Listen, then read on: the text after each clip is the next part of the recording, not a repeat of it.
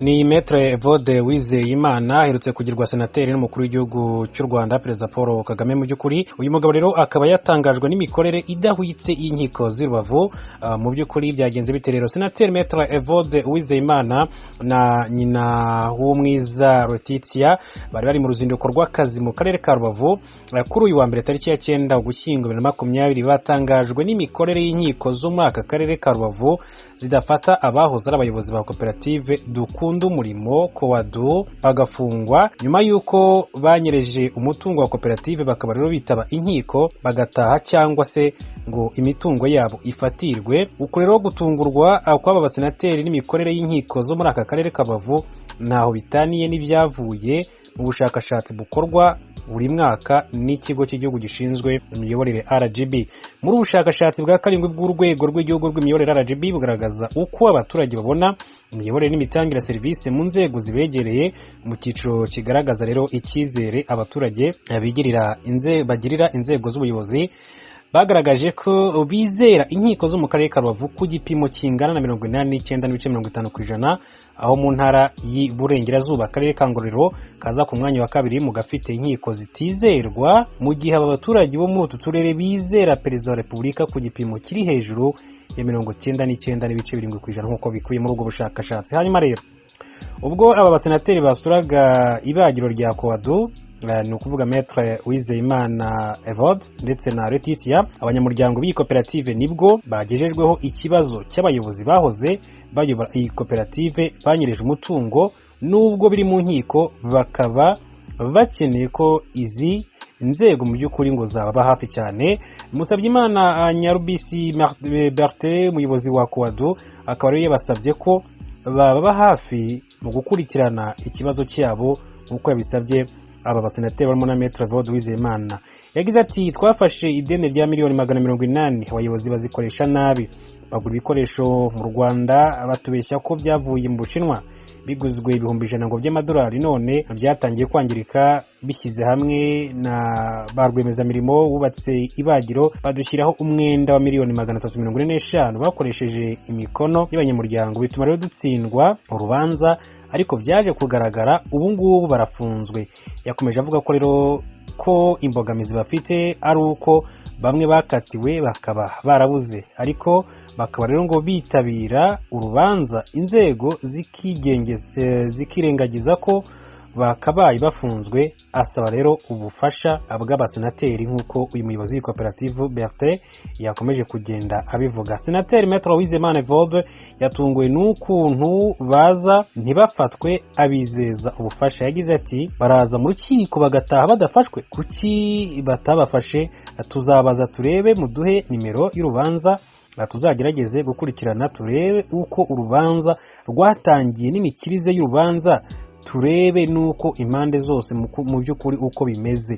Yakomeje asaba rero abayobozi kwitabaza umugenzuzi w'inkiko arebe niba koko imitungo yabo rero yafatirwa, niba n'urubanza ririmo rero akarengane cyane rukaba rwasubirwamo nk'uko Maître Evode Uwizeyimana yabisabye. Hanyuma ku rundi ruhande, senateri nyina w'umwiza Letitia yabasabye rero kubaka laboratwari mu kongerera agaciro k'inyama, bibanda cyane ku yandi masoko, abizeza ko rero batazarengana nk'uko iyo senateri Letitia bivuze. Yagize ati murenge isoko rya Kongo no mu Rwanda yakandi irakora, mubake laboratwari, mwongerere agaciro inyama ku buryo rero buri wese azajya avuga ko inyama zivuye hano zifite umwihariko nk'uko yabibasabye. Yashoje rero abizeza ko batazarengana kuko uru Rwanda ari igihugu kigendera ku mategeko. Tariki ya 6 Werurwe 2020 urukiko rwisumbuye rwa Rubavu rwahamije ibyaha Mbanjimbere Faustin wahoze ayobora Coadu,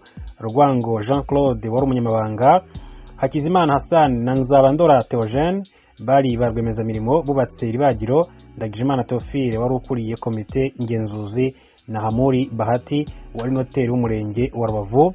Hamuri Bahati wari noteri w'umurenge wa Rubavu na Hakizimana Hassan bari rwiyemezamirimo mu kubaka iribagiro, nabo nibo rero ngo bari hanze kandi barakatiwe n'urukiko mu gihe rero abandi bafunzwe. Mu byaha rero baregwaga bahamijwe icyaha cyo gukoresha inyandiko mpimbano yemezaga umwenda wa miliyoni z'amafaranga y'u Rwanda, no kwa miliyoni 435 ibihumbi 536 amafaranga 527, aho rero ngo batumije inama ikitabirwa n'abantu bagera kuri 28 ariko bagasinyira rero abanyamuryango 62. Noteri w'umurenge nawe akabyemeza ashyiraho na kashe. Urumva icyo cyaha rero mu by'ukuri bakomeje kugenda bashinjwa, ndetse kandi bagenzi babo bamaze gukatirwa, bamaze gufungwa. Abangaba ariko ngo barakidegembya hanze, akaba impamvu ubuyobozi bw'iyi koperative busaba ko nabo bafatwa, ngo baritaba urukiko ariko ntabwo bajya bafatwa. Abasenateri mu by'ukuri bakaba rero ngo babijeje ubufasha abanyamuryango b'iyi koperative bwo kubona ubutabera, ubwo kandi kugeza kuri uyu munsi imanza zikomeje mu bujurire uko bikomeza kugenda bitangazwa. Koperative Quadro rero yashinzwe muri 2009 igamije gukora ububazi bw'inka. Muri 2012 nibwo rero yatangiye kubaka ibagiro ryagombaga rero kurangira muri 2015, biza kugaragaramo rero ibibazo ku buryo muri 2016 aribwo ikigo cy'igihugu gishinzwe amakoperative RCA cyahagaritse komite yayiyoboraga nyuma yo gutahura uburiganya mu masoko yatangwaga mu myubakire y'ibagiro. Ngibyo rero mu by'ukuri bikomeza kugenda bivugwa kuri iyi koperative. Hanyuma icyizere rero ku nzego z'ibanze z'ubuyobozi, umuntu akomoka akiri ikibazo ka Rubavu, akiri ikibazo gikomeye cyane, kuko nk'iyo urebye akarere ka Karongi ubona icyizere bafitiye perezida wa repubulika 99.11%, wareba inteko ishinga amategeko 94.08%, wareba inkiko 92.60%, wajya nko muri Ngororero naho ni Burengerazuba ukabona 99.71% kuri perezida wa repubulika, inteko ishinga amategeko ukabona 95.28%, wareba mu nkiko ukabona 90.27%. Hanyuma Nyabihu naho ni Burengerazuba bw'u Rwanda ubona icyizere afite perezida wa repubulika y'u Rwanda 99.67%, wareba ku nteko ishinga amategeko ni 92 ibice 64, ubona ko biri hasi gatoya. Wareba ku nkiko ni 96.66 naho biri hasi gato. Hanyuma wareba Nyamasheke naho ni mu ntara y'Iburengerazuba, ubona ko icyizere afite perezida wa repubulika y'u Rwanda 99.74 biri hejuru. Wareba inteko ishinga amategeko ni 96 n'ibice 17 biri hasi, ariko wajya ku nkiko ukabona ko biri hasi cyane 92 ibice 60%. Mu karere ka Rubavu naho twanavugaga rero icyizere bafitiye perezida wa repubulika y'u Rwanda kiri hejuru cyane kuko kiri kuri 99.75, ariko wajya mu nteko ishinga amategeko ukana ni 94.25%. Hanyuma ku rundi ruhande ho wajya mu nkiko ukana ko biri hasi cyane, ni naho ngira ngo hari ikibazo gikomeye cyane mu karere ka Rubavu kuko biri kuri 89.50%. Naho Rusizi ubona ko icyizere bafitiye perezida wa repubulika y'u Rwanda ari 100%. Wajya mu nteko ishinga amategeko ukana 98.52%, wajya mu nkiko ukana ni 94.90%, ubona ko naho biri hasi ugereranyije n'icyizere afitiye perezida wa repubulika.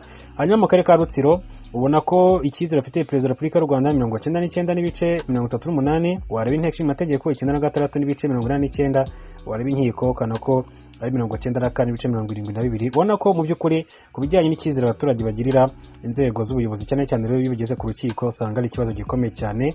Haracyasabwa akazi gakomeye cyane ubwo ba Johnson Businge uriya ministre w'ubutabera mu by'ukuri aracyafite akazi gakomeye cyane ko kugira ngo babashe gushyira ibintu mu buryo. Hanyuma icyizere abaturage rero bagirira inzego z'ubuyobozi bagaragaje ko bizera inkiko zo mu karere ka Rubavu ku gipimo kingana 89.50% mu bihe mu gihe rero bizera perezida wa repubulika 99.75%. ubona ko harimo icyuho gikomeye cyane. Abasenateri mu by'ukuri basobanurwaga rero ibibazo koperative rero yagize by'abayobozi rero banyereje umutungo bikiri mu nkiko, ariko bamwe mu by'ukuri bakaba ngo bakidegembya hanze kabisa, bakaba basabye ko nabo bafatwa.